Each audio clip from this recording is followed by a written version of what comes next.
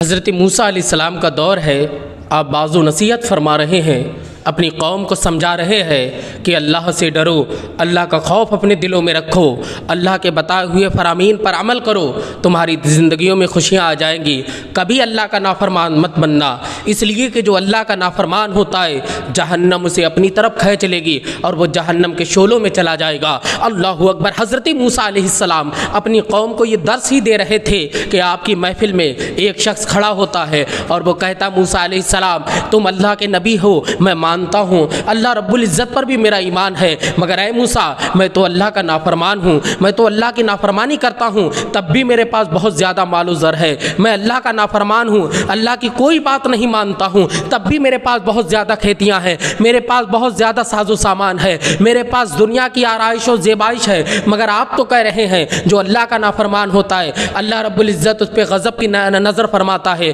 مگر اے موسیٰ میں تو نافرمان ہوں لیکن میرے لیے تو اللہ پاک نے رحمت کے اپنی دروازے کھول دیے ہیں، میں تو بہت مالدار ہوں۔ اللہ اکبر۔ جب بھرے مجمع میں حضرت موسیٰ علیہ السلام نے اتنا سنا، آپ تقریر ختم فرماتے ہیں اور بعض و نصیحت ختم فرمانے کے بعد آپ کوہ طور پر جاتے ہیں، اللہ رب العزت سے ہم کلام ہوتے ہیں اور عرض کرتے ہیں میرے مولا میں تیرے بندوں کو سمجھا رہا تھا کہ جو اللہ سے ڈرتا ہے اللہ پاک اس پہ اپنی رحمت کے دروازے کھولتا ہے۔ اے بندو کبھی اللہ کی نافرمانی مت کرنا، کبھی اس کے فرمان کے مطابق غیر فرمان پہ اپنی زندگی مت گزارنا، بلکہ جو اللہ کا فرمان ہے اس پہ زندگی گزارنا، جو اللہ کا حکم ہے اس پہ جان دے دینا، کبھی اللہ کی خلاف ورزی مت کرنا۔ اتنے میں بعض و نصیحت کر رہا تھا، ایک شخص کھڑا ہوتا ہے اور کہتا ہے موسیٰ تم کہہ رہے ہو جو اللہ سے ڈرتا ہے اللہ اس پہ اپنی رحمت کے دروازے کھولتا ہے، لیکن میں تو اللہ کی کسی بات کو نہیں مانتا، پھر بھی یہ میرے لیے اتنے دروازے کیوں کھلے ہیں؟ میرے پاس دولت بھی ہے، مال بھی ہے، اولاد بھی ہے،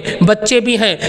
چاروں طرف کی میرے پاس آسائش ہے، ہر طرف سے چین سکون آرام ہے، کہیں سے غم کا میرے پاس کوئی ٹھکانہ نہیں ہے، مگر موسیٰ آپ کہہ رہے ہو جو اللہ سے ڈرے گا اللہ پاک اس پہ نظر رحمت فرمائے گا، اس کا کیا مطلب ہے؟ اللہ رب العزت نے ارشاد فرمایا میرے کلیم بات یہ ہے کہ دنیا کی نعمتیں، دنیا کی دولت، دنیا کی ثروت، دنیا کی اولادیں ہونا اس بات کی دلیل نہیں ہے کہ اللہ پاک خوش ہے ہم سے، بلکہ اللہ پاک جب ناراض ہوتا ہے تب بھی انسان کو نعمتیں دیتا ہے۔ اللہ پاک کبھی بند نہیں کرتا ہے ہوا کو، کبھی سورج کی کرنیں بند نہیں کرتا، کبھی زمین کو حکم نہیں دیتا ہے کہ اسے نگل جا، بلکہ اللہ پاک جب ناراض ہوتا ہے تو بندے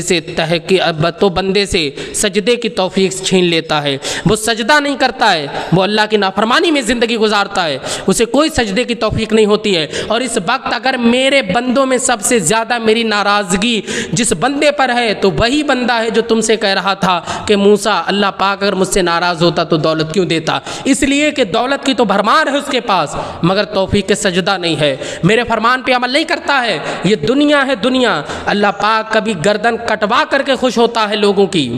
جیسے کربلا میں امام حسین رضی اللہ تعالیٰ عنہ کی گردن کٹ گئی، یزید تخت پر بیٹھا ہے شراب پی رہا ہے، لیکن اللہ پاک جس کی گردن کٹ گئی اس سے راضی ہے، اور جو تخت پہ بیٹھ کر شراب پی رہا ہے اس سے ناراض ہے۔ تو اللہ پاک جب خوش ہوتا ہے تو اپنی طرف بلاتا ہے بندے کو، اللہ رب العزت کی طرف وہ دوڑا دوڑا چلا جاتا ہے۔